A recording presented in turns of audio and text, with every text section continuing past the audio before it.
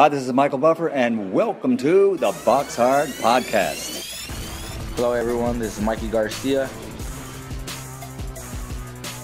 Yo, it's your boy, the odd guy himself, Malik King Scott.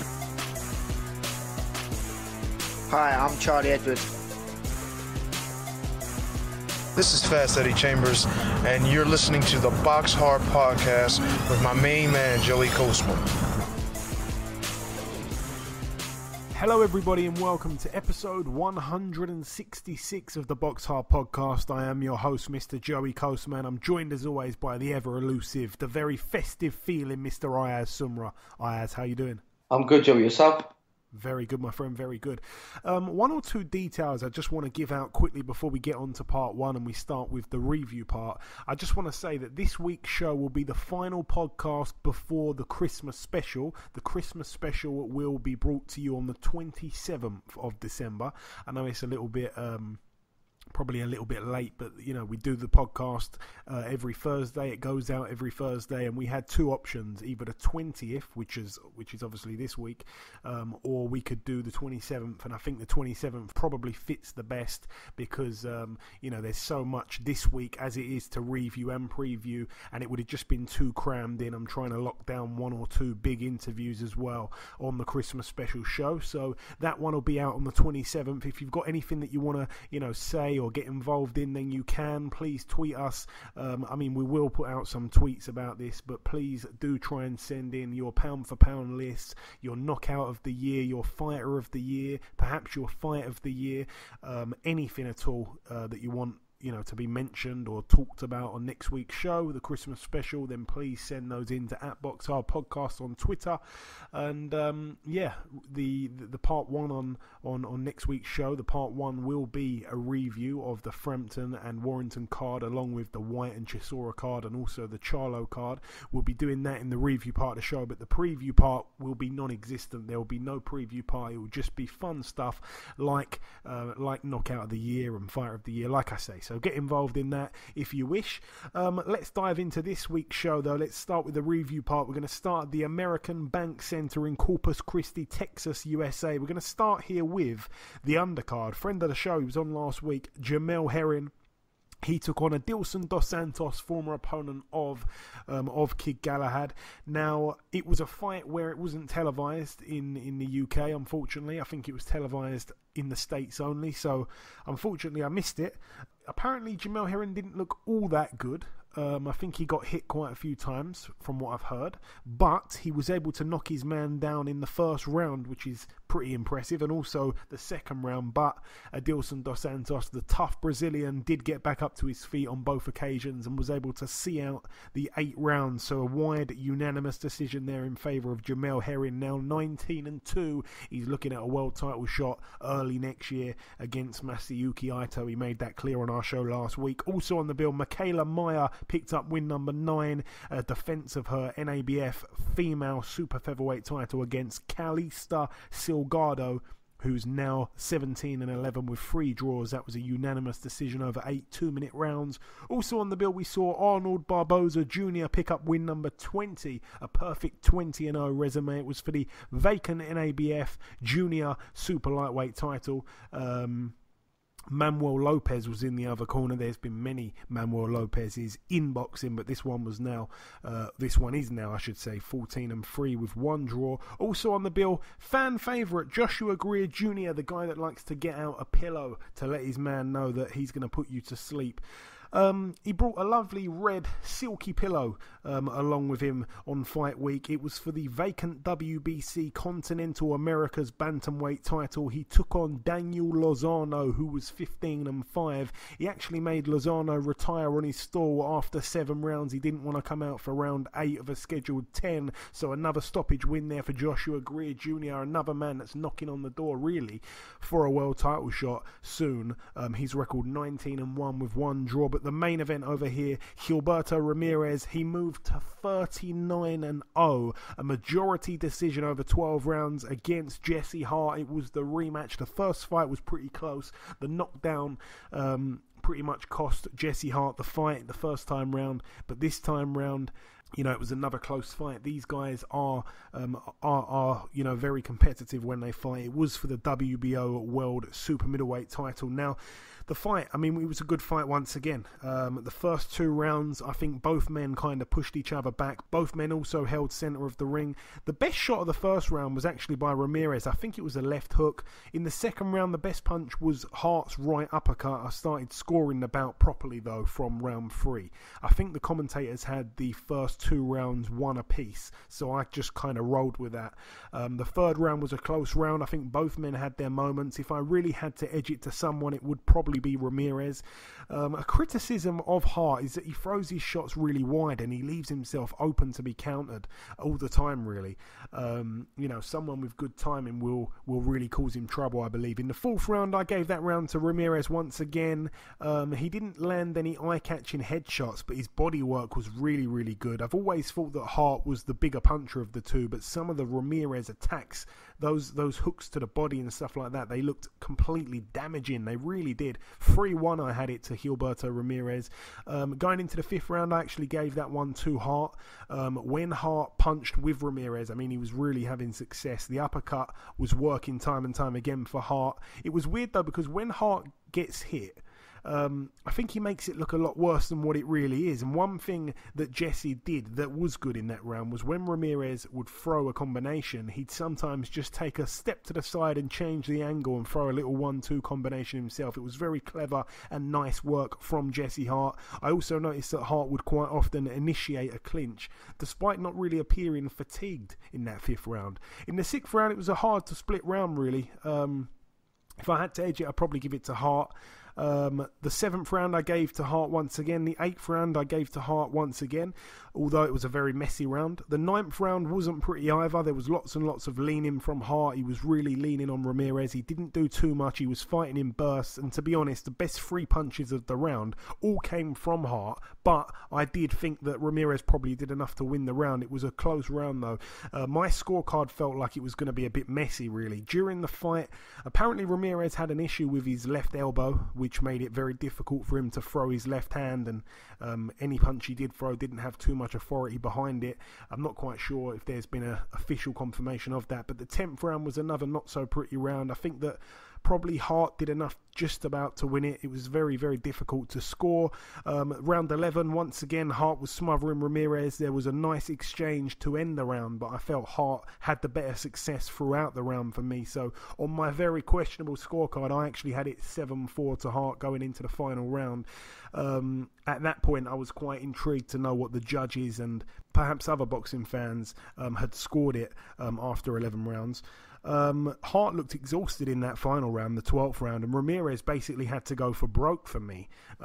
Hart had no defence. Ramirez was battering Hart. Hart wasn't moving. Hart wasn't holding. He looked out on his feet. He finally managed to hold for a little bit, and then he recovered and he got off with his own attack. It was a crazy final round. Hart actually finished the stronger, but he had to dig so deep. He really fought with the worst tactics imaginable in that final round, and for me, I had to give it to Ramirez in that round. It was actually shaping up for a 10-8 round. It was so one-sided before Hart went on the attack and finished strong. Now, it was a very close fight. There were 2 rounds I didn't score, which was obviously the first and second, and I gave it 1 apiece because I went with what the commentary team said. And there was 1 round I couldn't really split the pair during the fight, so I think I actually, the one that I couldn't split, I think I said I gave it to Ramirez. It was very close, but I gave it to Ramirez. So yeah, I'm not sure I'd say it was a robbery, but for me, the way I had it on my questionable scorecard was 7-5 in favour of Jesse Hart. And then obviously he ended up losing a majority decision. I'm not quite sure what else he had to do. I think he was absolutely gutted. But like I say, it was a close fight. I had it to Hart by 2 points, so obviously, that's 7 rounds to 5. If I went the other way on 1 round, then it's a draw. So it was a close fight. I don't think you can say robbery, but very, very unfortunate for Jesse Hart. I wanted him to win the fight. And talking of the predictions, I think we all predicted on that fight there. Even though I wanted him to win, I did go with the smart money, which was a Ramirez points win. That is what happened. Ayaz, you went with Ramirez to win by knockout, so did the listeners. So I gain a point there and you both lose out. It's becoming been quite a fantastic little run for me now.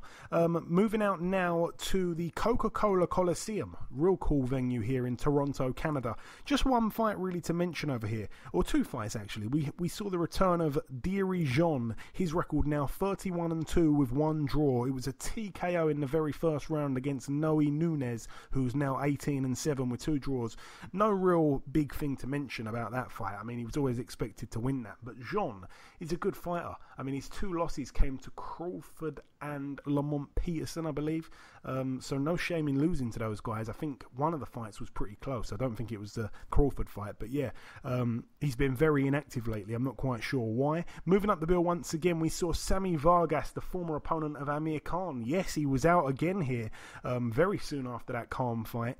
It was for the NABA welterweight title. He actually took on Gabriel Pereiro, who was unbeaten, 27-0, and Sammy Vargas pulled off the win unanimously over 10 rounds. That was his 30th win also, so all the very best to him. 30-4 with two draws. Moving out now to Germany, we saw Karo Murat, 32-3 with one draw, former opponent of Hopkins, former opponent of Nathan Cleverly. He put his IBO World Light Heavyweight title on the line against Sven Forlin, who had a record of 14-1. For me, I thought Karo Murat would probably get a win here, because I've never heard of this guy here, Forlin.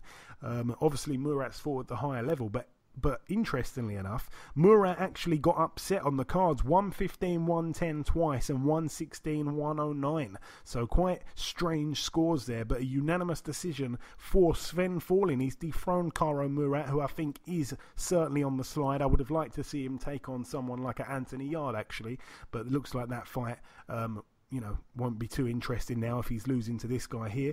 Also on that undercard, we saw Jürgen Bremer pick up win number 50. It was a TKO in the 5th round against Pablo Nieves, who now has a record of 33-17 with one draw. A nice, easy way to pick up win number 50.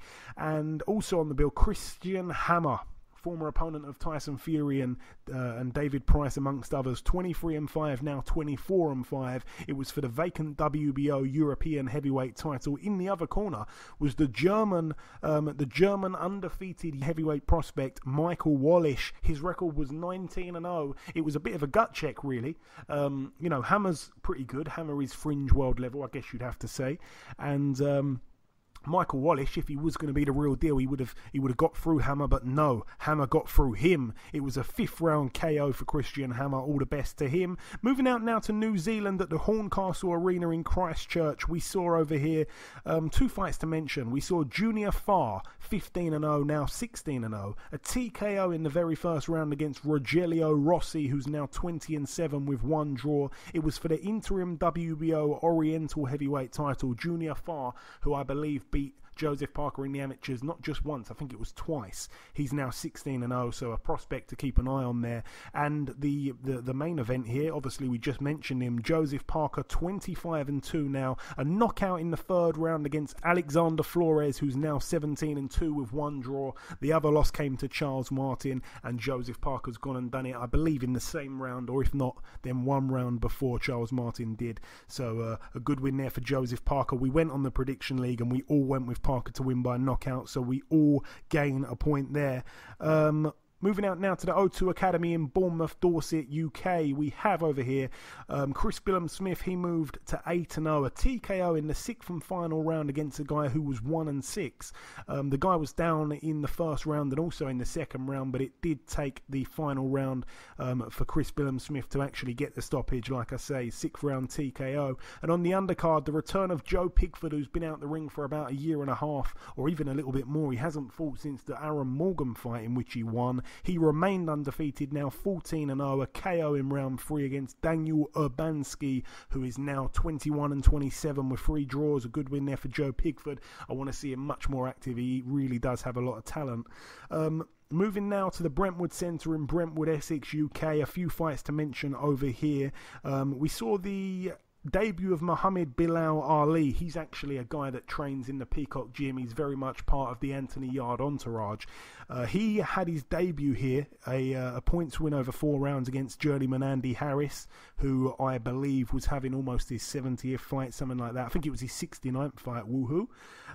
Hamza Shiraz moved to 6-0, a points win over 6 rounds against Jordan Granham, the journeyman, 4-43 with 1 draw now. Ryan Garner picked up a win, a TKO in round 3 against Jose Aguilar. Ryan Garner now 8-0, very much a prospect to watch from your neck of the woods, Ayaz. Also on the bill, we saw Bradley Skeet 28-2 take on Diego Ramirez 16-2.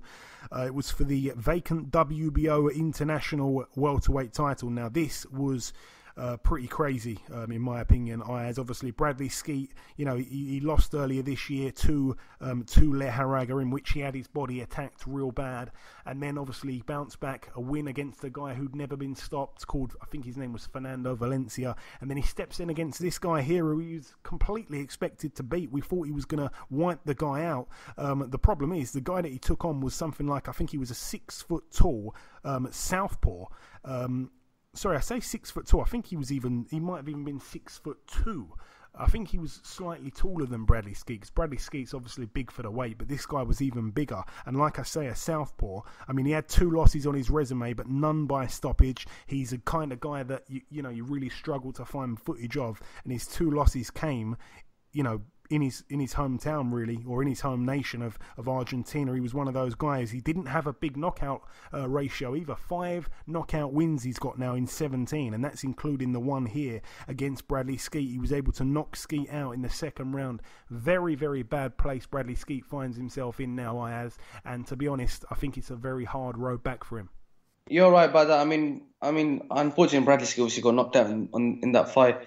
I mean, you're right here for him, tough coming back. If there's a comfortable fight, if there is one more fight left, I think that he should go for. It's a Frankie Gavin fight. Yeah, I agree. I think now's the time for that. That's what I was going to say, to be honest. I think now's the time for that. Even though Frankie Gavin came out earlier this week saying that the Skeet fight's gone now. I think the Skeet fight's very much there now. What are you talking about? Yeah, but gutting for Skeet, man. I mean, to think, I just want to quickly remind the listeners, to think this guy was ranked number 3 in the world with the WBO. He was waiting on a world title shot against Jeff Horn. Let's have it right. He won the British title outright. He absolutely wiped up domestically with ease, really. He was fantastic. He won that British title outright, dedicated it to Dean Powell. And, he's moved on. He's thought, right, okay, world title shot against Jeff Horn. Jeff Horn did not want no part of Bradley Skeet. He really didn't. He opted to fight Gary Corcoran. In the meantime, Bradley Skeet thinks, you know what, I'm going to tick over, have a fight for the European title against this guy that no one's ever heard of with a padded record in Spain. Goes over there, gets cleaned out by Leharaga. It wasn't the Bradley Skeet that we know in the ring that night. Very hostile territory. And then he comes back. I think he fought one fight, knocked a guy out that had never been stopped. He was back. He was happy about that. And then he takes on this guy here. And I'm not going to lie.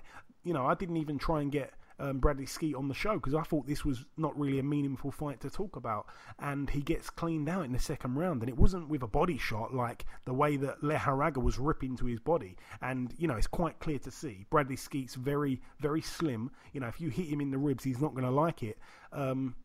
He's a tall guy, he's a boxer, he's a boxer mover, and it all unravelled once again, and this time it was by a shot on the chin. I think it was a looping left hook that Bradley Skeet saw coming, and he tried to kind of move away from the shot, and it just caught him on the sweet spot, and he went down, and it was shocking. I couldn't believe what I was seeing. And then he got back up. He was very wobbly. He just about was allowed to carry on, and I was really worried for him. I don't think there was too long left in the round. I could be mistaken. And the guy went looking for him, and then they kind of started like clinching, and then the guy sort of threw Bradley Skeet, like he wrestled him. He kind of threw him to the side, and Bradley Skeet just, he didn't even take a punch. He went into the corner, like he kind of went head first into the corner, where the advertisement board would be for Frank Warren. And I don't think he even hit his head on it. He kind of just fell into the corner, and he was very shaky, and he had his back to the guy, and obviously the referee stopped it and said, right, turn round, and he just couldn't turn round. And when he turned round, he was so shaky on his legs, he was absolutely gone, and the referee stopped it. I think he could have ended up getting brutally knocked out, and I didn't want to see that, but equally, I don't want to see him lose to a guy like that. I don't know where he goes from here. Very gutting. It's very sad for me because him and I'm getting confused with Frankie Gavin. Him and Frank Buglioni are two of the nicest guys in boxing. I can say that with all my heart, hand on heart. Anyone will tell you those guys are the nicest guys in boxing, and both men have been served up bad losses in a matter of weeks. Frank Buglioni's decided to retire. I'm not quite sure what Bradley Skeet does from here. Like I say, he was really up there, possibly going to be getting a massive career high payday, and he never got the world title shot, and now he's lost at European level, and now he's lost at a level that he should be way better than. So I'm absolutely gutted for Skeet. I don't know what he does from here. Moving up the bill once again, what did we see over here? We saw Sonny Edwards. He moved to 10-0, perfect record there. He took on Junior Granados, a former opponent of Jamie Conlon. Granados now 16-6 with one draw. It was for the vacant WBO International Super Flyweight title. It was a bit confusing on what belt was going to be on the line. I think Sonny Edwards was supposed to, defend his European title, I thought at first, but obviously this guy wasn't European, so another belt ended up being brought in, and fair play to Sonny for picking up the win here. He was actually down himself in the second round, and he admitted afterwards that's the first time he's ever been down in sparring, in an amateur fight ever. That was the first time he's ever been knocked down. It was a flash knockdown, really. He got straight back up and he went into southpaw straight away. The commentary didn't really pick up on it, but he did that to start landing a power jab, because his right hand, obviously his power hand, was closest to the target when in southpaw, and he was really popping out that power jab, and he was on the attack. I mean, he still kind of won the round despite being dropped.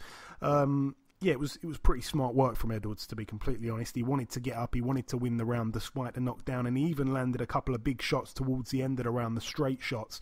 I think that he was a little bit too honest in the post-fight interview. He said he's not really ready for a world title fight at the moment. He's not world level, and that, if he got hit like that by a world level fighter, then he wouldn't get up. I felt he was being a little bit too honest there. But aside from that, it was a minor little hiccup. It was a little bit like the Andrew Selby and Christopher Rosales fight, which Selby got dropped in the first round and got up to win everything from that point. It was a little bit similar here. Sonny got dropped in the second round and won everything aside from that, that little knockdown that we're going to probably forget about, to be honest, in a few months' time. But we mentioned Christopher Rosales. Obviously, we'll be talking about that in the preview part of the show, where he takes on Sonny's brother. Oh boy. Moving out now to the York Hall in Bethnal Green, London. One or two fights to mention over here. We saw John Joe Nevin pick up win number 11, a points win over 8 rounds against Renato Kahina, a man that's been on the road in the UK many times. His record now 14-56 with 5 draws. That was his 75th fight. Unbelievable stuff there. And also on the undercard, we saw heavyweight Nick Webb, 13-1. That one loss to Dave Allen. He got in there against Kamil Sokolowski, 5-14 with 2 draws. Now, Sokolowski, I've said it time and time again, he's a lot better than his record would suggest. He's been in there with David Price, etc. He's gave everyone a tough fight. I think he even fought Dillian Whyte. And he got in there with Nick Webb, and I said it last week that they both shared a bill in which they both got wins the other month. I think it was September, and it was on Nick Webb's birthday. He got a knockout win, and Sokolowski come and upset a prospect and got a knockout win, took his O. And the pair fought here, and Sokolowski, obviously, the opponent, the underdog, he managed to score a knockout in the third round, a vicious knockout. I think it was in the third round. Webb was down from a shot where basically they were both in the middle of the ring exchanging, and he got hit with a shot. It was hard to see from the angle that I got what shot he got hit with, and his legs completely folded. He fell down. It was really big. He got back up. He was on wobbly legs. He went back to his corner. He was looking at people outside the ring. I'm not quite sure if he knew where he was. And the referee said, right, continue boxing. And literally, Sokolowski just walked in. He walked forward, threw a looping left hook, caught Webb, and Webb was out for the count. And I'm hearing it was a brutal knockout. I mean, I've seen footage of it, but it was shocking. I think he was down for quite a while. It was quite worrying. But all the very best to Nick Webber. He is a friend of the show, but he had a real nice looking record until he bumped into Dave Allen. And, you know, to lose to Sokolowski, I'm not quite sure where you go from there. That is a humongous loss there. That's such an upset. I really can't put into words. That is a huge upset. Sokolowski once again proving you just can't overlook him. Moving out now though to the final bill to mention, it happened at the Madison Square Garden, the MSG, New York, USA. Let's start with the undercard here. We saw Yves Ulysse Jr.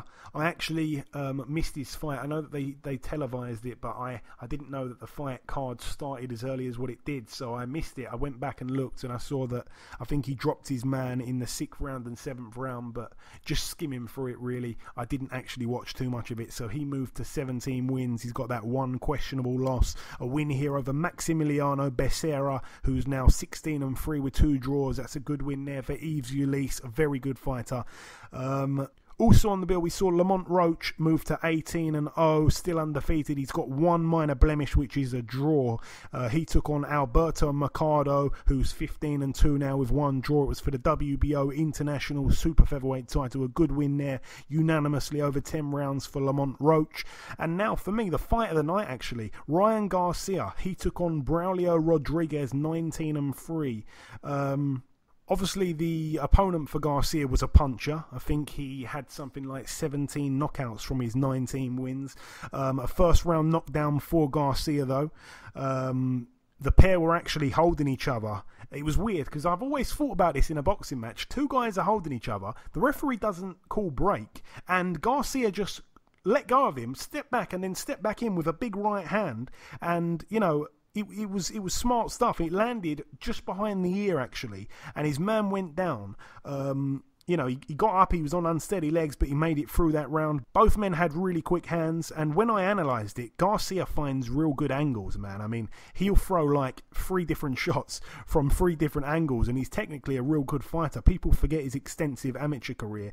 You know, in the next few rounds, I mean, his opponent would go on to showboat and stuff like that. I think he did the Ali shuffle once or twice, but Garcia won every round, and to be honest, he's a young guy. You know, he didn't get frustrated, he didn't get baited in, and then the knockout came in the 5th round, and it was lovely when it came. It was a great shot, and you know, he kind of shut up like a brash and you know, showman kind of opponent, which is the best thing to do if someone's showing off, is to knock them out. And he did that here, so a great win for Ryan Garcia, now 17-0, very much a world-ranked fighter and the ladies' favourite, they call him. Also on the bill, we saw Saddam Ali move to 27-2, a win over Mauricio Herrera, who's now 24-8, unanimously over 10 rounds this one. Got to be honest, it was on, but it was so boring, I completely zoned out.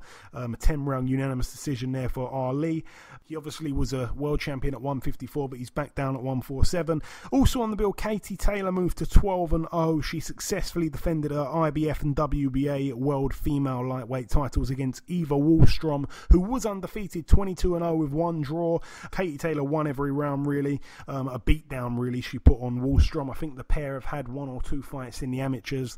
Wallstrom was actually coming up a weight, and she didn't have too much notice, so you know, you can't really read too much into that. Also on the bill, moving up once again on what was a great card, by the way. Lots and lots of good names on it. Not the best fights on TV, but some great names. Tevin Farmer picked up another defence of his IBF World Super Featherweight title. He took on Francisco Fonseca Ayaz. Fonseca now 22-2 with 1 draw. His 2 losses have come to 2 men that absolutely hate each other, and it is the fight we want to see. Obviously, Farmer won here unanimously over 12 rounds. He couldn't stop Fonseca. It looked like at many points that he was going to be able to stop him, but he didn't get the stoppage in the end. I wasn't too surprised with that. Fonseca's other loss came by a knockout to Gervonta Davies on the Mayweather versus McGregor undercard. Tevin Farmer, though, pretty much won every round. He did take quite a few decent shots towards the end, but nothing too problematic, really. Tevin Farmer now 28-4 with 1 draw. And the main event now, Ayaz, I'm going to throw it to you now because I've been talking away. Rocky Fielding 27-1 took on Saul Canelo Alvarez 50-1 with 2 draws. It was for Rocky's WBA World Super Middleweight title. Fielding was down once in the first, once in the second, and twice in the third and final round. Talk to me. I mean, all I gotta say is well done for Rocky Fielding. 4 years ago when he fought Callum Smith, he was knocked out. No one. He won the British title. Everyone doubted him, saying, "Yeah, he's not going to win a world title." He went to Germany, and he was not the favorite to win the fight against Tyron Zorga. He tops Tyron Zorga 5 months down the line. He's topped the bill at Madison Square Garden against one of the pound for pound fighters, in my opinion, which is Saul Canelo Alvarez. Obviously, fighting someone like Canelo Alvarez, Rocky Fielding is much bigger than Canelo. You can see by the size difference. Obviously, Canelo, he likes to hit him with his body shots. Like in the first round, he knocked Rocky Fielding down. The second round, knocked him down. The third round, knocked him down. Fielding did try to trade with Canelo, but obviously Canelo still broke him down. And in the third round, obviously, Fielding got stopped. Obviously, and I think what's going to happen now, I think personally, Canelo is going to vacate that title. That's what I think is going to happen, and we'll fulfill where Fielding goes from here. I mean, there is still big fights for him. I think a James DeGale fight would be very good, but obviously that might not even happen because James DeGale could fight Chris Eubank Jr. Now, Canelo saying that he wants the third fight with Triple G. I think personally, I wouldn't go for the third fight now. I think I'll go for the Danny Jacobs, and in September fight Canelo, fight Triple G one more time. But we shall see what happens now. I mean, it's exciting times of boxing, obviously, super middleweight. But a fight that I like to see happen is Andre Ward come out of retirement, fight Canelo. I think Andre Ward would still beat him.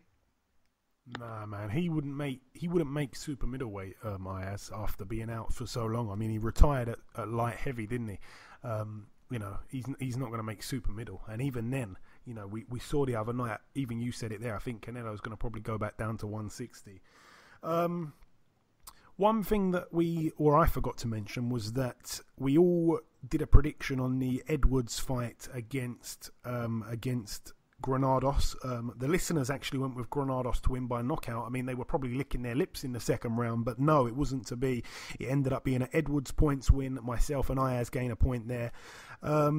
And just before I get on to the actual fight here, Rocky and Canelo, I mean, we all went with Canelo to win by knockout. So for me, I've gained 4 out of 4. I really am doing so well lately. I can't believe it.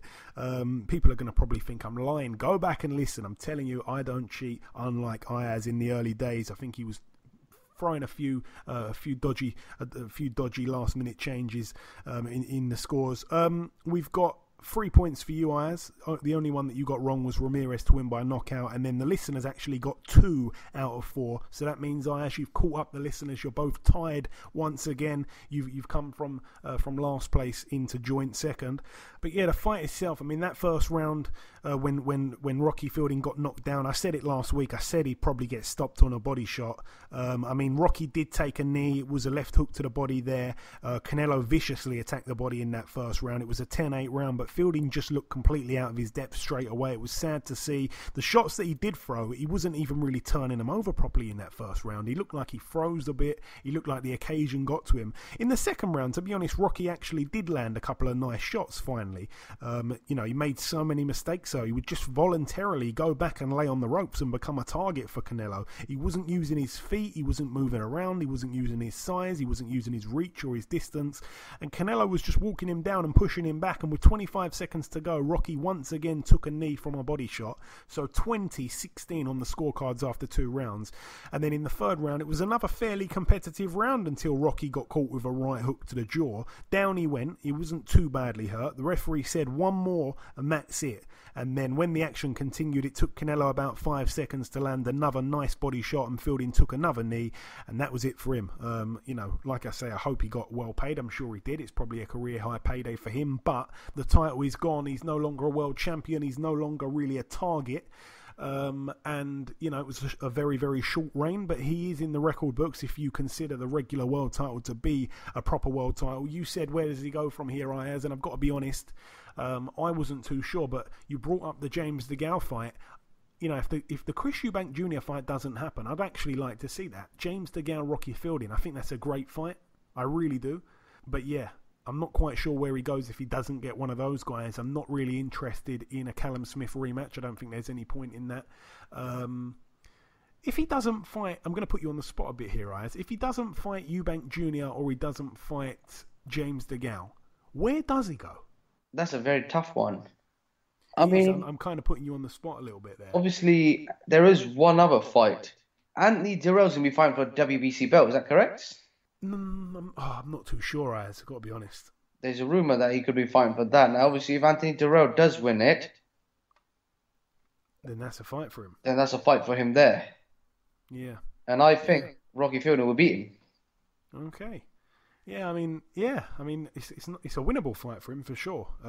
But yeah, he is in a bit of a strange place from world champion to to not much. I mean, there's a big fight. The main fight for him is the winner of Eubank Jr. and James DeGale, or not even just the winner, but if he just gate crashes that and fights one of them, then that's a big fight for him. But other than that, I think he's going to struggle. I tell you what, when Zach Parker is healed up, I think he would definitely take the fight against Rocky Fielding. But yeah, it is what it is. That is the end of the review part. We've gone over everything there.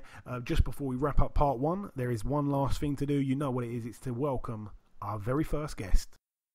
Ladies and gentlemen, please welcome the former heavyweight world title challenger. It is, of course, Mr. Dominic Breazeale. Dominic, welcome back on the show, my friend. It's been a little while. Yeah, it's been a while. Thank you, Joey, for having me. Hey, it's my pleasure, Dom. So we last spoke back in October of last year. It's been quite a while. It was before the Eric Molina fight, which was obviously your last fight. You went on to beat Molina comfortably over 8 rounds until he decided to retire on his stall and not come out for round 9. Was that fight easier or tougher, Dom? I know it's in the past now, but was it easier or tougher than you imagined it would be going into it? I think it was kind of in between. There were some things he did that I wasn't expecting. His movement as a heavyweight was a lot better than most heavyweights. But I wouldn't say it was tougher, and I also wouldn't say it was easier. I had my work cut out for me. I was able to get the job done a lot sooner than I thought I was going to.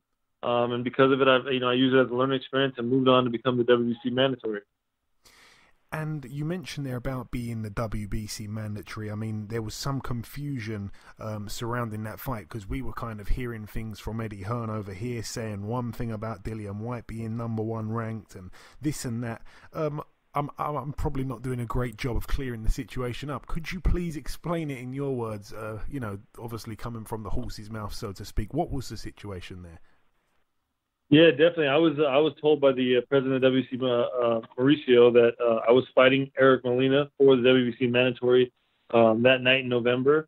I do understand that Dillian Whyte has fought for the WBC silver heavyweight belt, but the WBC mandatory and the WBC silver heavyweight belt are 2 different things. Therefore, I was honored to represent the USA and be awarded that WBC mandatory. I know people have said that me and Dillian Whyte need to get this fight on, and that's something that I'm not opposed to. I know we tried to work it out earlier part of this year. It's something we could probably still work out, seeing the fact that Deontay Wilder and Tyson Fury might be fighting again. But Dillian Whyte's got his fight, I think, this Saturday against Chisora. I've got my fight against Carlos Negron, and may the best man win each fight and move on from there. And speaking of Deontay Wilder, in the build-up to the Wilder vs. Fury fight, PBC asked 22 different fighters their opinion on the fight. 21 of them picked Wilder to win. You were the only one to pick Fury to win. It ended up obviously being a draw, pretty controversial in many people's eyes. Who did you think won the fight, Dominic? I picked Tyson Fury to win in the beginning, and I still thought, being there in person December 1st, watching the fight every round, scoring every round, watching the knockdowns, I still believe that Tyson Fury won the fight. On the same time, I kind of go with the judges on the draw. You never want to see a belt change hands to an opponent who's been knocked down twice in a heavyweight title fight. Just kind of hard. It's kind of hard for the sport, but on cards, on points, decision-wise, Tyson Fury won that fight. Okay, but it was close enough to not really be called a robbery, you mean? Yes, definitely was close enough to not be called a robbery, of course. Okay, fair enough. And let's talk about this fight for you here. I'm coming up on Saturday in New York. Dominic, your opponent, Carlos Negron, holds a record of 20-1. What do you know about this guy? I've tried to look at some of his footage, and I can't really see too much about him. Yeah, that is one thing I've realized. Carlos Negron is a hard guy to locate. He's hard to find. I've been trying to find some film as well. Got a couple things out there on him. I understand that he's 6'6", about 230. He's got a great amateur pedigree because he represented the Puerto Rican Olympic team in 2008. He brings a record 20-1. From what I understand, he's doing all the right things and beating all the right people. At one point, he was a WBC Continental Americas champ. I think he beat Derek Rossi in his last fight for that. I've also obtained that title back in I believe January of 2016. So he's doing the right steps. But at the same time, I believe he's in for one of the toughest fights of his life. I don't think he's ever fought anybody with my type caliber of experience, nor is he ever fighting on a big show like he's going to fight on Saturday night. Yeah, I tend to agree. And obviously, his only loss came 7 years ago. He's coming off a few nice wins. You mentioned there, one over Derek Rossi. The pair of you combined, you've got 39 wins and 33 by knockout. So I'm guessing this one certainly won't go to the final bell. No, without, man. I'm always looking for that big knockout punch. I'm not searching for it, but when it comes, I'm pretty good about taking advantage of it. And like you were saying, we've got some pretty good knockout ratios. I currently am, like you said, 19-1 with 17 KOs, and I plan on going for the 18 KO on Saturday night. And you're heavily favoured to win the bout, Dominic. Should you win, is there a plan in place at the moment for your next fight in 2019, or not just yet? When I win Saturday night, there's not just a plan set involved. We were planning on getting back in the ring in April of 2019, and that was to face the WBC title holder, which right now currently is Deontay Wilder, but it looks like they're in the talks of putting together a part 2 Wilder Fury situation, which is a little upsetting, but at the same time I'm looking forward to the spring. I'm going to stay busy only because of the fact that you never know what's next, and if it's a title shot, by all means I'm going to take advantage of that. If it's just another fight to stay busy, then I'll be ready for that as well. Yeah, no, I like the way you answer that question, because everyone wants to see this Wilder Fury rematch, but for you, I mean, it's a bit annoying having to kind of wait again.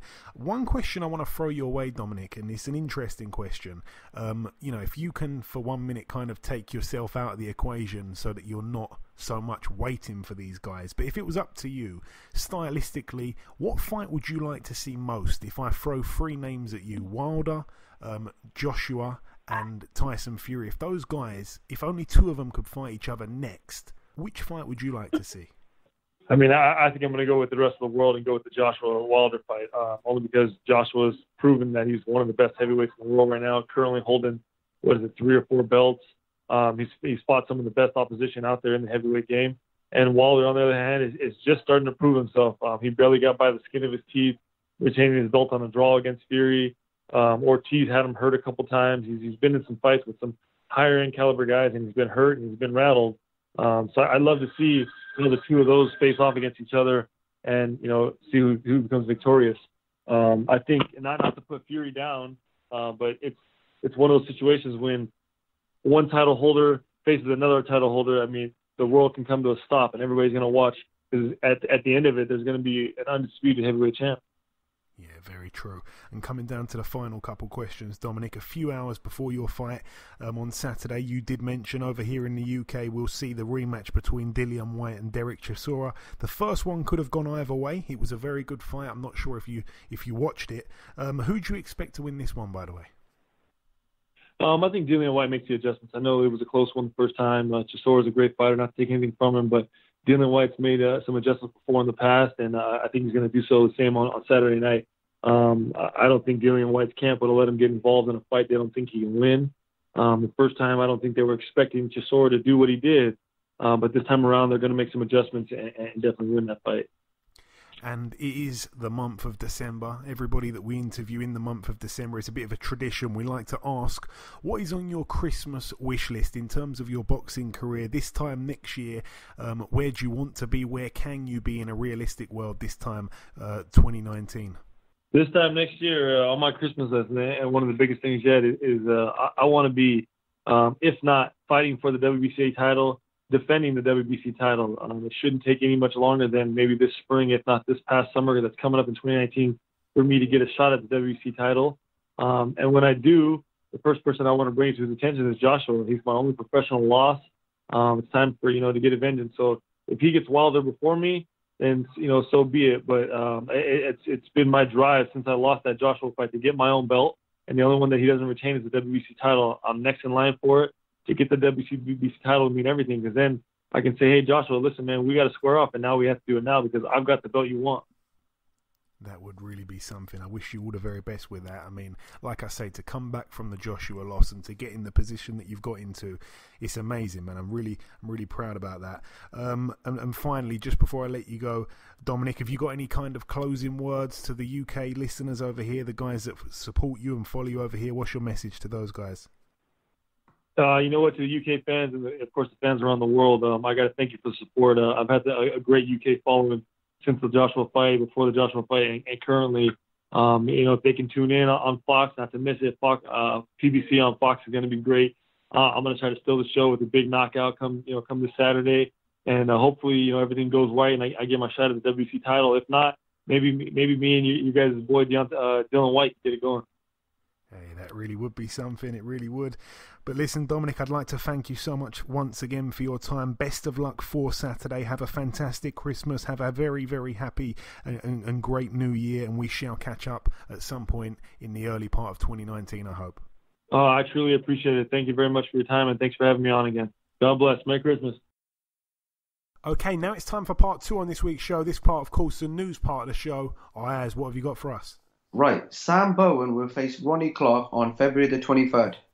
Yes, that one to take place in Leicester. If I'm not mistaken, I think it's been rescheduled. My brain's all over the place at the moment, but literally, I think it was supposed to happen the other week at the Brentwood Centre.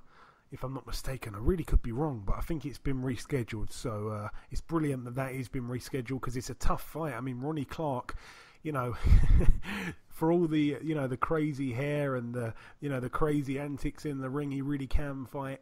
And it's coming back to me now. I think he was actually supposed to get a fight against Sam Bowen, and the money that he was going to get paid, he was going to spend on his kids for Christmas, and he actually had to auction on eBay his IBF European title that he won against Zelfa Barrett. He had to put that on eBay and try and make some money so that he can buy Christmas presents for his kids, which is extremely sad. But anyway, the fight's been rescheduled, and it's a great fight because, like I say, he can give anyone a fight, and he's much more than just crazy hairstyles. Demetrius Andrade will make his first defense of his WBO title against Artur Akavov on January the 18th. And just to give the listeners a little bit of a backstory, Artur Akavov is the guy that Billy Joe Saunders fought in Scotland and looked really poor against when Ben Davison was in his corner. So, Akavov gave Billy Joe a real tough fight. Some people think Akavov actually did enough to get the win that night on points, but he obviously lost on points. But he's not a big name. He's not got a fantastic style. He's not very fan friendly, and I'd expect Demetrius Andrade to have too much for him really come January the 18th. And finally, with Willie Monroe testing positive for a banned substance, Matt Korobov will instead face Jamal Charlo. Yeah, that one happening this Saturday. We will get onto that in the preview part of the show. But yeah, Willie Monroe Jr. out of the fight. It's a real shame. He was on a couple of weeks ago, and he had a fantastic camp and everything, and it was really great talking to him. He's a man that's gone through so many ups and downs, and I can't quite believe it. I mean, obviously the WBC have ruled him out of the fight, so I'm not quite sure what's gone on, but. Yeah, it's all a bit confusing at the moment with VADA and this and that, and he's not fighting. But it's a great shame because it's another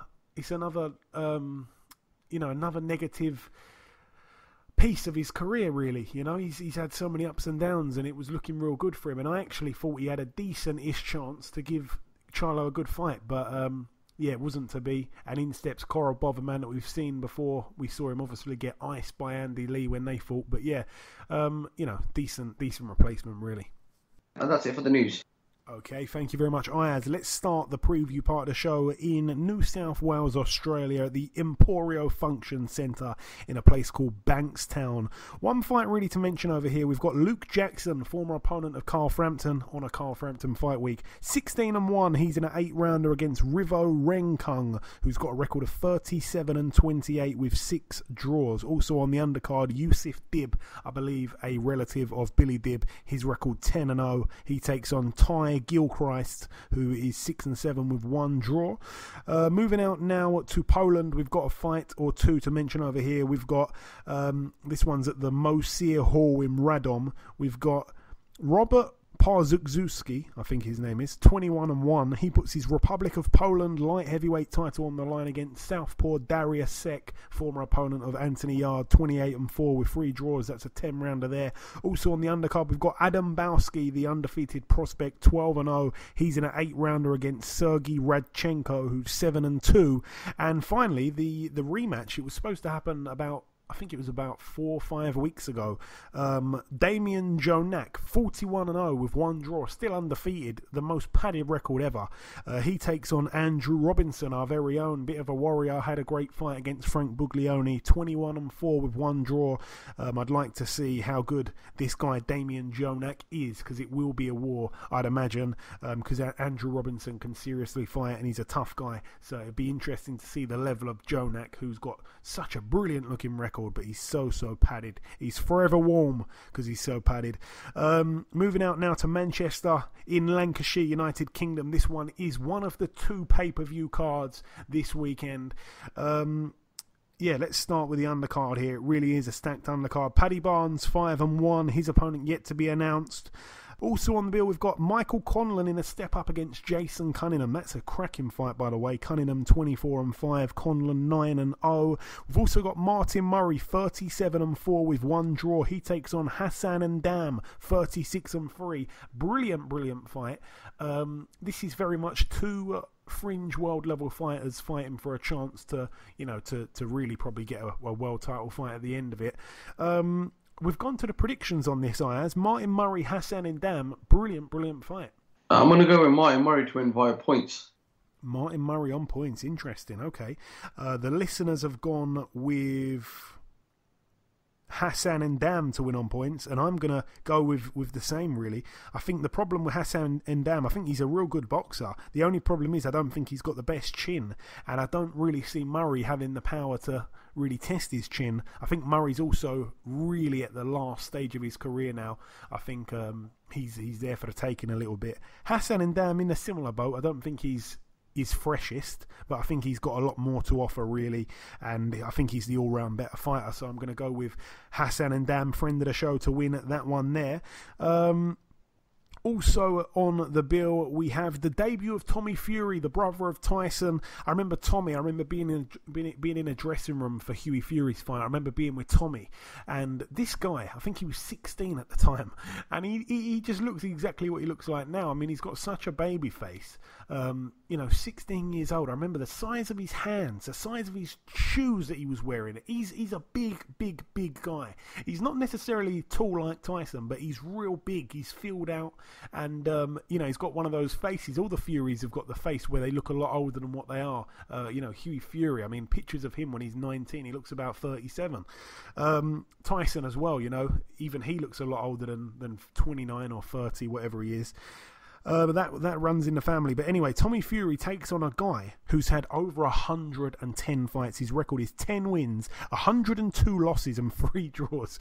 That is quite something. That's a 4-rounder there. Also on the bill, we've got Jack Massey, the undefeated prospect, 14-0. He's in a 6-rounder against Jiri Svacina, who's 13-32. We've got Lyndon Arthur, 12-0, takes on Emmanuel Fazou, 10-9 with 2 draws. I think Emmanuel Fazou fought Frank Buglioni the fight before Frank Buglioni's final fight. We've got Nathan Gorman, 14-0, supposed to take on Alex Leapai, but he takes on Razvan Kajanu, 16-4, who was supposed to fight Daniel Dubois last weekend, but obviously Dubois pulled out with a flu, so in stepped Kajanu.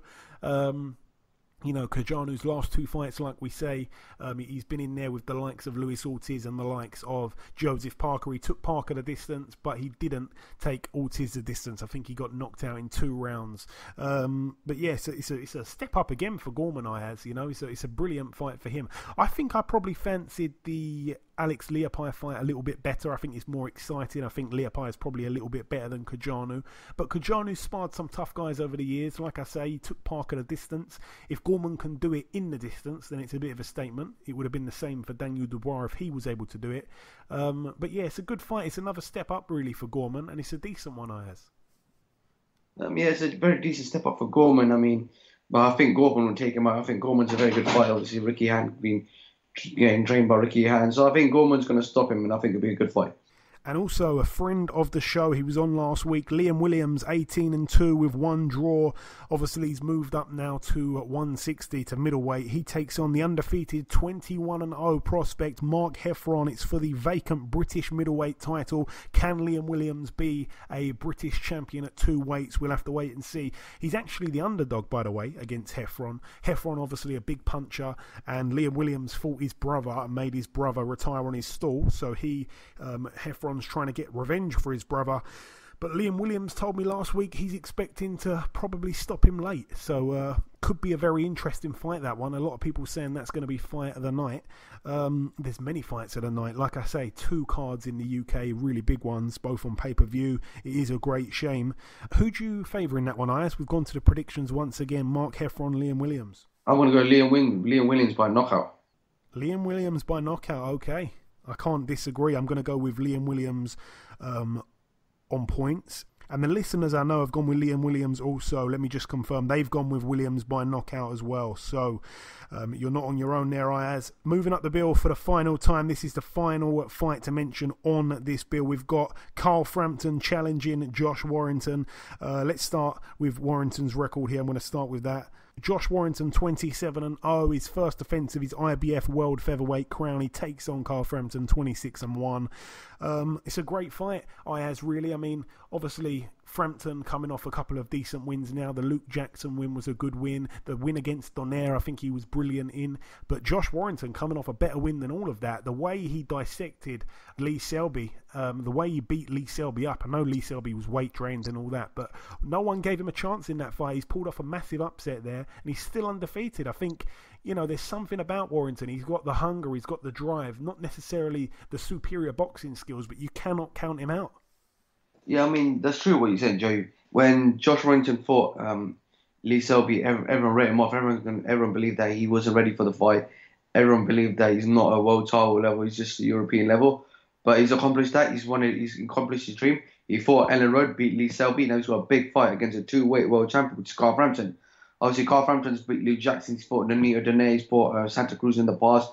I personally think I'm going to go with a Frampton win, and I think Frampton's going to stop him. I think Frampton's going to make a big statement because now that Frank Ron's shown that partnered up with Top Rank in ESPN, and that fight's been shown live in America, I think they're gearing up. Should Frampton win this fight, I think he's going to fight Oscar Valdez next. So I think Frampton's going to make a huge statement in this fight, and I think he's going to win him. And that's what Ayaz likes to do. He likes to look into the future. That very much could be possible. I really think that could be possible.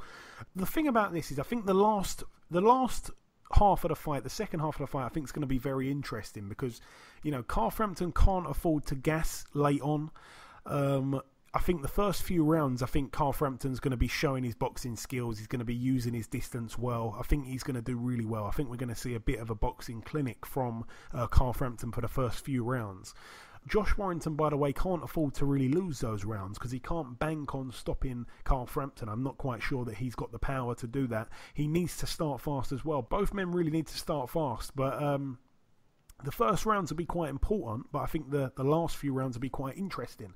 So yeah, Warrington can't let Frampton get in a groove. Frampton can't let Warrington overwhelm him.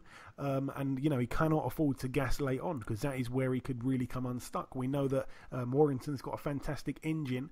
It's just simply down to how good Frampton is. We know what we get with Warrington, but Frampton needs to be on point because the thing about Warrington, for how much you might say he's not as good of a boxer, he's got that work rate, he's got that engine, and he will come on strong late on in the fight if Frampton slips. So an interesting fight, but I just think Frampton's going to be too clean of a boxer. I think he's too smart. He's got the experience that Warrington doesn't have. He's been a world champion before.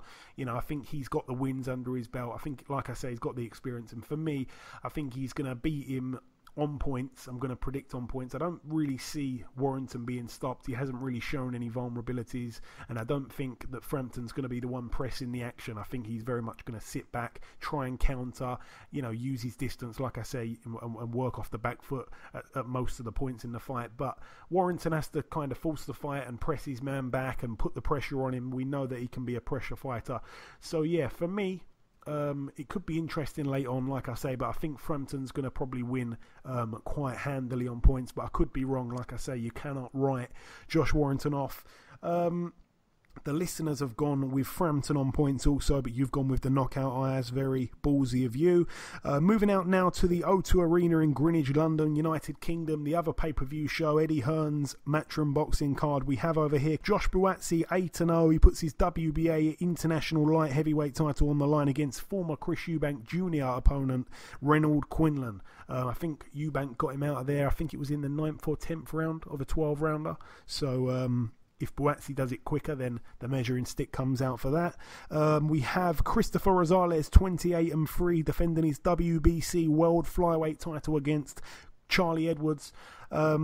Christopher Rosales, as we know quite a bit about him, strangely. We don't know too much about many fighters from Nicaragua, but this guy's been over here. I think this is going to be the 4th time he's come over here. He fought Cal Yafai, he lost to him. He fought Andrew Selby, he dropped him, but he lost to him on points. He fought Paddy Barnes. I don't think that one was in the UK. I think it might have been Northern Ireland, but anyway, he obviously beat Paddy Barnes. He stopped him, and now he comes over here against Charlie Edwards, a very good boxer, but a man who hasn't made the flyweight limit for quite a while now. Could he be dry at the weight? We're yet to see. I think Edwards is certainly the better boxer. The more superior boxing skills lie with him, but the power unquestionably is with Rosales. How do you see the fight playing out? We're going to the predictions on this also, my friend. I follow Charlie Edwards on Instagram, and he looks in fantastic shape. He always is, to be fair. He looks very fantastic shape. Obviously, as we've interviewed him previously before, myself and you, Joey. He's a very nice person. Obviously, we've seen Christopher Rosales lose to Cal Yafai, like you said. Andrew Selby, he's beaten Paddy Barnes. I think Charlie Edwards, is going to step up, because obviously he's fought previously for a world title, which is Ankara, which he was a two-way world champion. Ankara. He fought John Real Casemiro, didn't he, on the Golovkin undercard? And Cass fought Jamie Conlan. Yeah, Casemiro. And obviously... They're both Filipinos. Yeah. And what it was, he's learned from that a lot, from that fight. Obviously, when you fight for a world title and you lose to that, you gain a lot of experience. And I personally think he's gained a lot of experience from that. And I think that obviously, now he's fighting Christopher Rosales. I personally think he's going to win. I think he's going to win on points. Edwards on points, and I agree with you, Ayaz. It is very much a wishful prediction as well, though. The listeners have gone with Rosales to win by knockout. 60% of voters going with that. Yeah, that could happen. Charlie is very, very confident. Obviously, we had him on the show talking about the fight a few weeks back. It's a tough fight. Like I say, many people that share the ring with Rosales do get a taste of his power. It's just, are you smart enough to stay away from it and to not get caught with anything clean? I think Charlie's got the ring IQ. I think Charlie's a real good boxer. He needs to just box and move. He needs to put on a boxing clinic, which he's very much capable of doing. If he does stand close, or he does tire late on because he might have crashed the weight, which I don't think he has done. But if any of that was to happen, he ends up getting caught clean. That is when it's going to be very dangerous for him. He took the gallop very, very early on in his career to try and become the quickest Englishman to win a world title. And, he got stopped in that fight, but he didn't disgrace himself that night. He's come back since then. It's been a bit frustrating for him waiting around, but he's looked really very, very good since then. I think he's matured. His man strength has arrived, and I think he's a force. I think he wins the fight. I really do. So I am absolutely pulling for him. A good friend of mine, as well as a regular. Well, I say regular. He's not been on the podcast that much, actually. I always remind him when I see him. But I think he wins the fight, and of course, fingers and toes crossed for him to become the new WBC World Flyweight Champion. Also on the bill, we've got Ryan Walsh, 22-2 with 2 draws. We'd like to see the Isaac Lowe rematch, but it's not to be. Isaac Lowe fought on the Wilder Fury undercard, but in steps Reece Bellotti, 13-1. A step up for Bellotti, really. He lost his belt recently, earlier on this year, and he steps in here at British level. I think he lost his Commonwealth title, so this is quite an interesting step up, really. I don't think Walsh carries the power to bother Reece Bellotti, which is a little bit different to the time when Reece Bellotti lost his title. I keep forgetting the guy's name he fought. Ryan Doyle, that was his name. So yeah, I think Ryan Doyle was a bit of a puncher, even though again his record wouldn't suggest he's a big puncher. But I think this is an interesting fight. Bellotti probably doesn't have the superior boxing skills. Ryan Walsh is good. He's battle tested. He's battle hardened. And I think Reece Bellotti is going to probably have to put his power on Walsh pretty early. I think he could possibly stop Walsh. We'll have to see.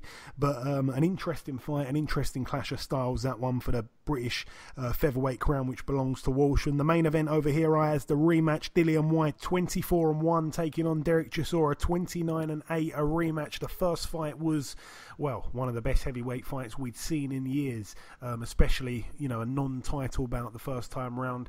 It was a very close fight the first time round as well, I remember having it pretty much, I think it was like a draw or maybe one round to Dillian Whyte. It was extremely close. I really can't believe they're doing it again. I think Dillian Whyte's crazy. He should just sit on his position and have an easy fight and wait for the winner of, the winner of Fury Wilder should the rematch happen, or perhaps wait around for the Joshua fight that's inevitable really to come for him. But he's deciding to put it all on the line again. I mean, we've got to appreciate it as fans. I mean, this year, Dillian Whyte deserves a mention. If he wins, he deserves a mention for one of the fighters of 2018. I mean, I'm not talking about, he's not up there with Usyk and he's not going to win, but he deserves a mention because he would have, he would have knocked out the undefeated Lucas Brown, beat Joseph Parker in a fight where he was able to drop him, and then if he wins this, then it's monumental this year, 2018 for Dillian Whyte, and he really solidifies himself as one of the best in the world, whether you like it or not, at heavyweight.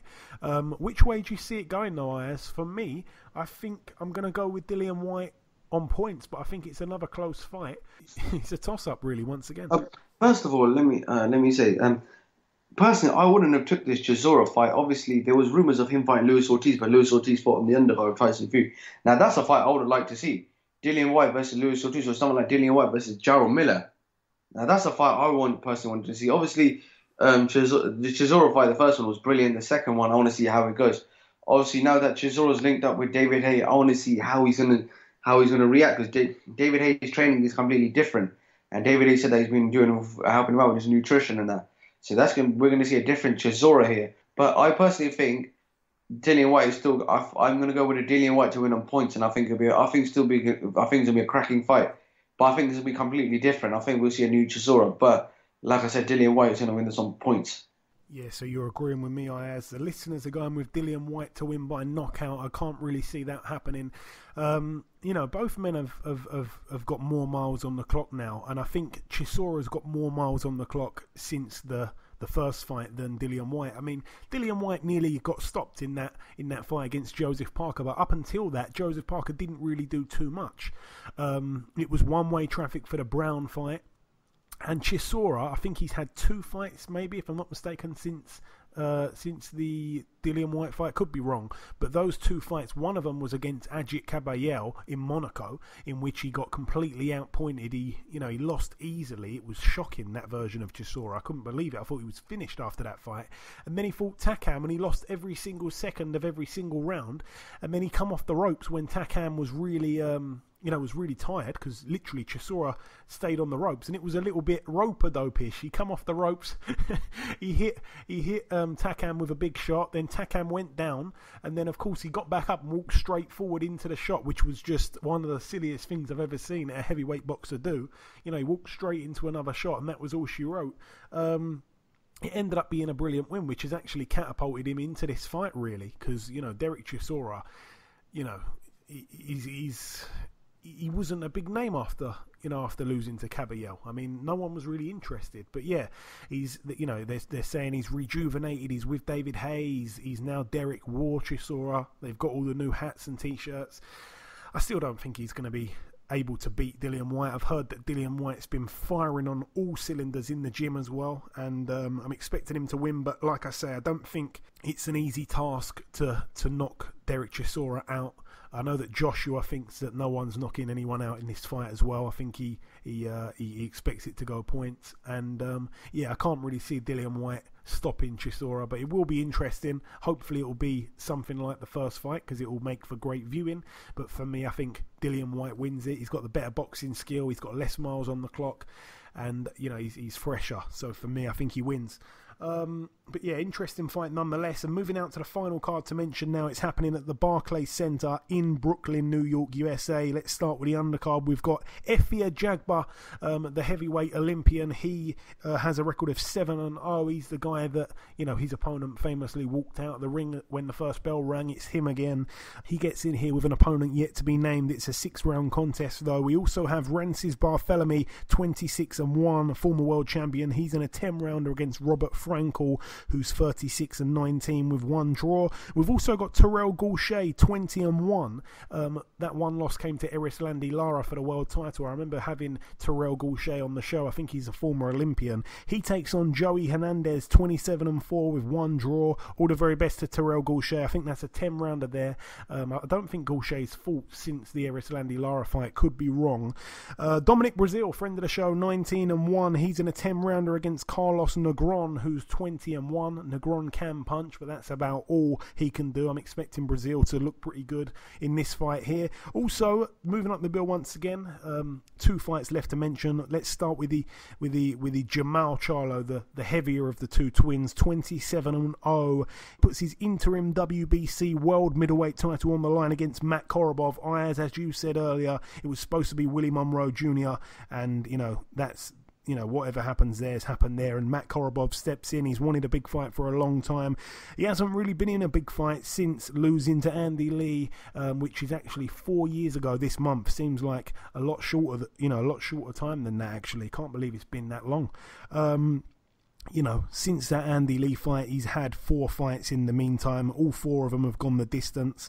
He's not really a big puncher, to be honest, Matt Korobov, and he steps in against, Charlo, that's looking absolutely fantastic. This is the Charlo that everyone says is the better of the 2, and he's certainly the bigger puncher. I'm expecting him to get the win simply because, he's been more active and he's fought better opposition lately, and Korobov has been very inactive. Like I say, 1 fight a year for the last 4 years. It's just not really good enough. And not only that, he hasn't even been in 12-round fights. The most rounds he's done, in all those fights, they've all gone the distance, and they were 8-rounders, 3 of them, and one of them, the most recent one, was a 6-rounder. That was actually March of this year. Aside from that, he hadn't fought since November 2016. That was the last time he went 8 rounds. So he's had 1 fight in 2 years, pretty much. It gets even worse the more you look at it. For me, it's a Jamal Charlo knockout. The listeners agree with that, Ayaz, and I'm guessing that you probably agree also. Yeah, that's correct. I'm going to go by Jamal Charlo knockout. And the main event here, I'm not quite sure it is the main event, but the way it's positioned, it looks to be. It's 31-0 Jamal Charlo, the little twin. He puts his WBC World Super Welterweight title on the line against Tony Harrison, friend of the show, 27-2.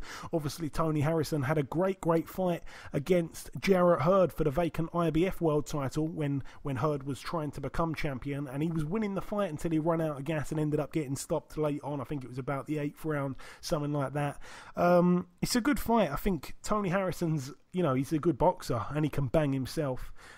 Jamal Charlo's not the brother with all the knockouts. I think he's got 15 knockouts from 31 wins. So when you think about that, you've got to also remember that when you're coming up, you fight journeyman and stuff like that. Most of his fights have gone the distance, so he's not a massive puncher, although Tony Harrison in his 2 losses, both times he's been stopped, so that kind of wouldn't look great. It's a tough fight, though. I wouldn't be surprised if it went the distance. I think I am going to go with Jamal Charlo to win by knockout, but I think it's going to be late on if he does get it. And the listeners are also agreeing with that. How do you see it, Ayaz? I'm going to go by Jamal Charlo by knockout. So we're all with both the Charlo twins to get knockouts. I'm going with points for everything else aside from that. So yeah, 3 big bills, all very interesting ones on Saturday night.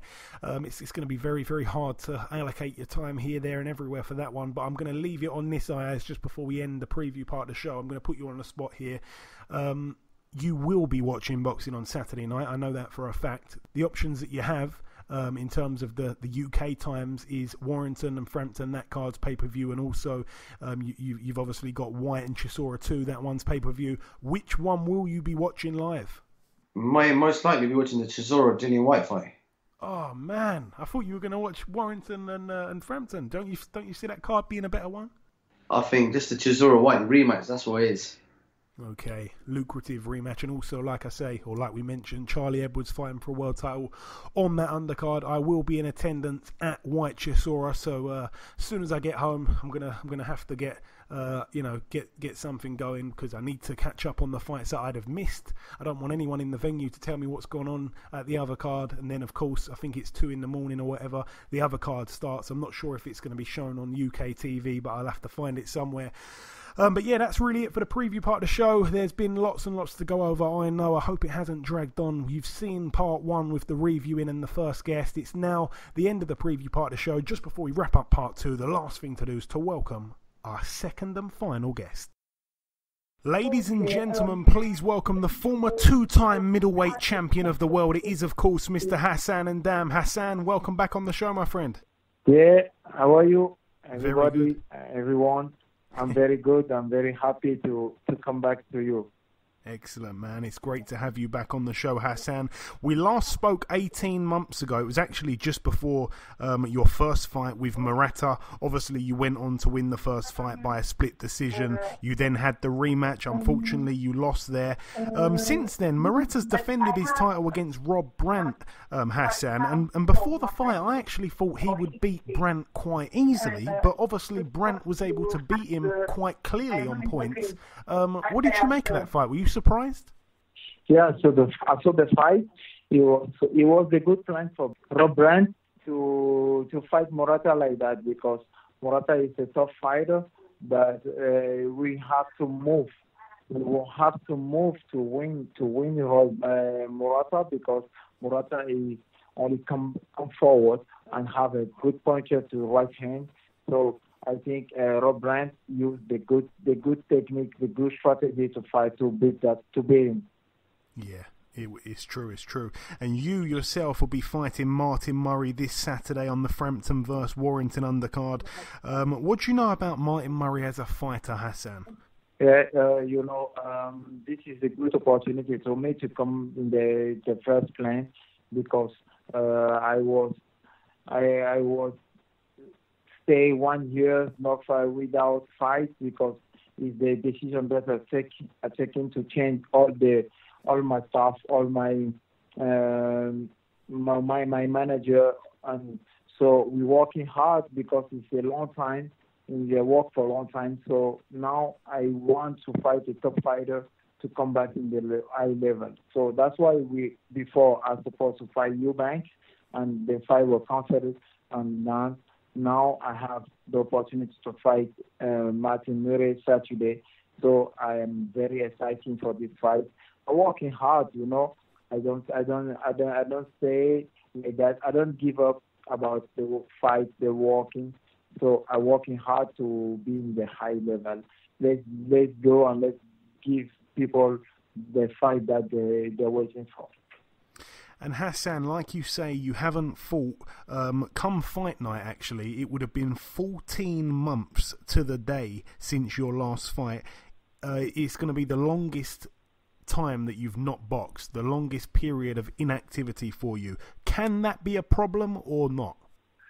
Sometimes people in sport say it's because I'm retired a long time, because I don't have a competition a long time.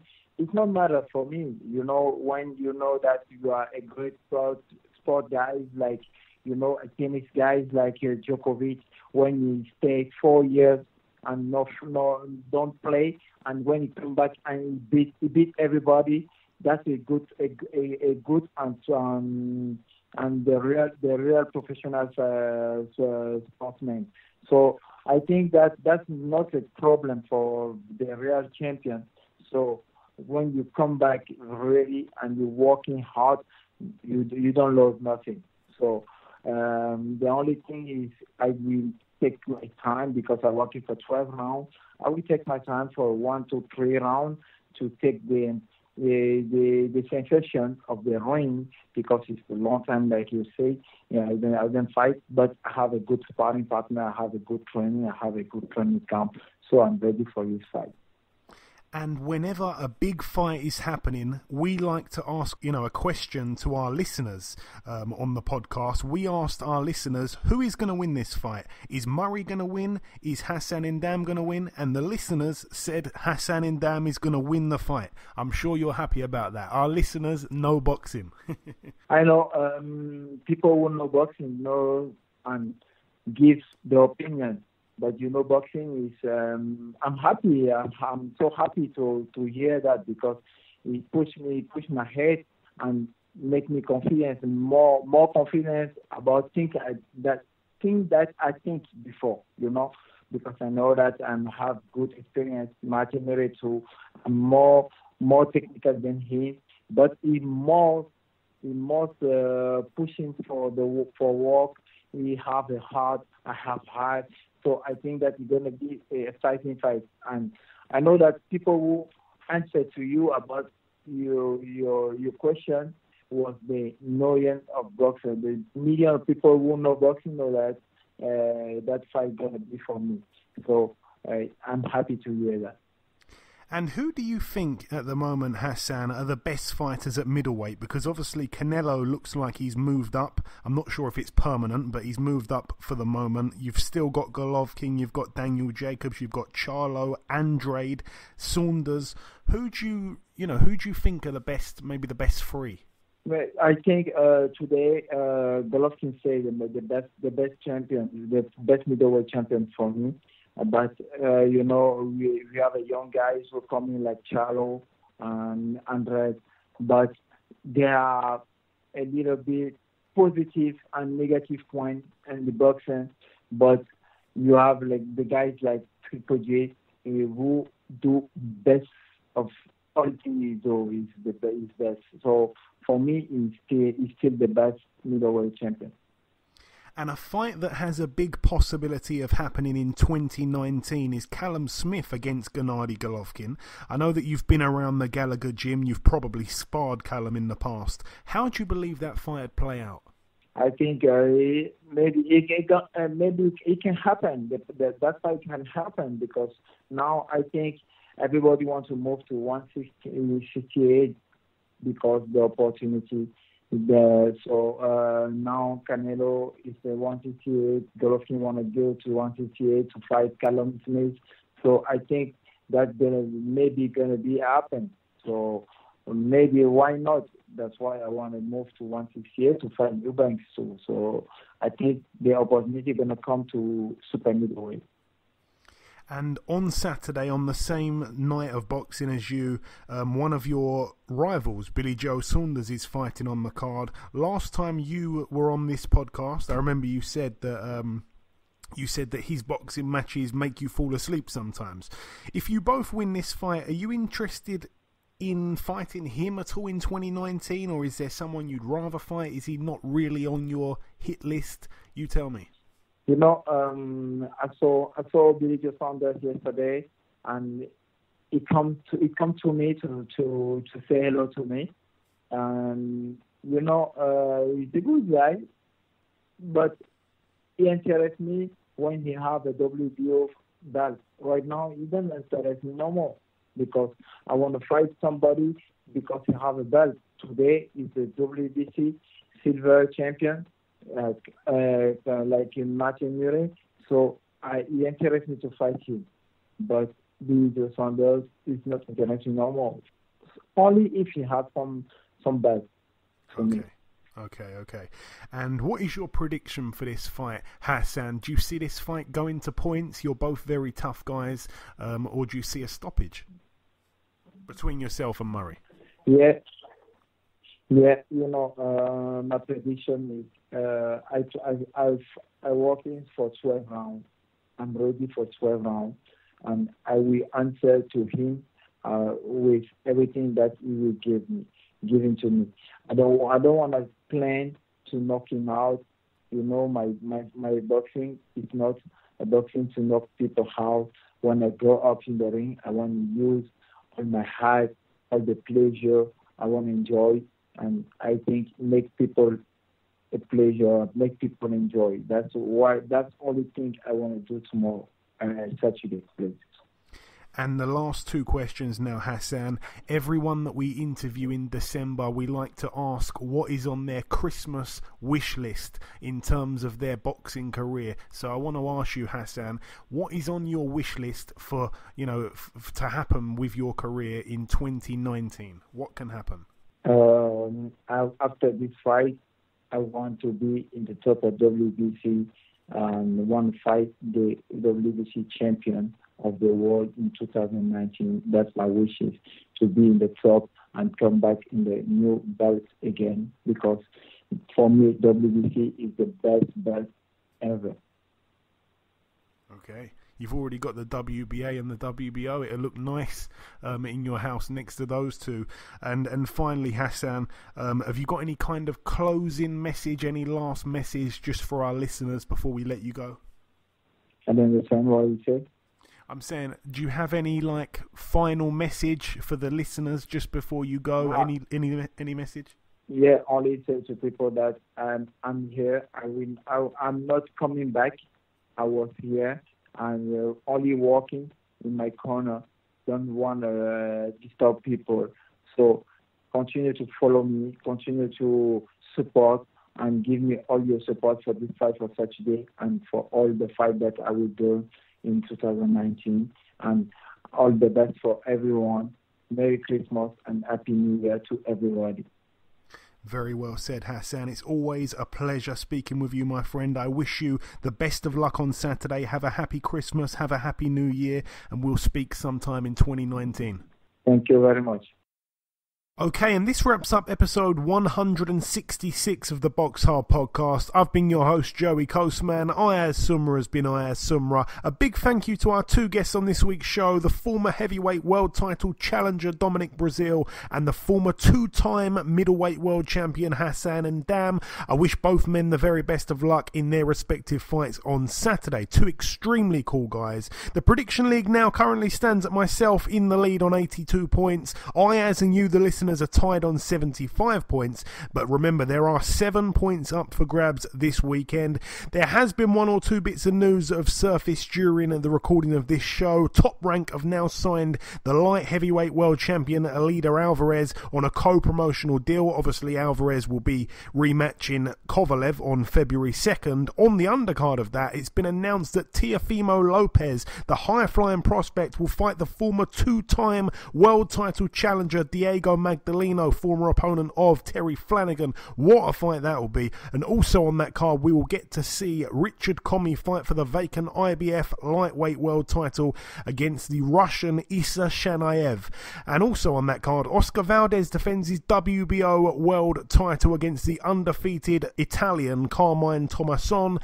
On February 9th, we'll finally get to see the return of Gervonta Davies. He's back in action. He takes on Abner Mares. What a cracking fight that will be. And in other news, on the Pacquiao versus Broner undercard, Badu Jack will fight the undefeated Marcus Brown for the interim WBA World Light Heavyweight title, and Roche Warren will also be on the undercard. He takes on the undefeated 14-0 Frenchman Nordin Ubali. That one is for the vacant WBC World Bantamweight title. But that's about it for the news. This will be the last time that you hear from us before Christmas comes, so I hope everybody has a wonderful Christmas with their family. We will be back next week with the Christmas special, so don't miss that one. Thank you all once again for listening, and we'll catch up with you next week.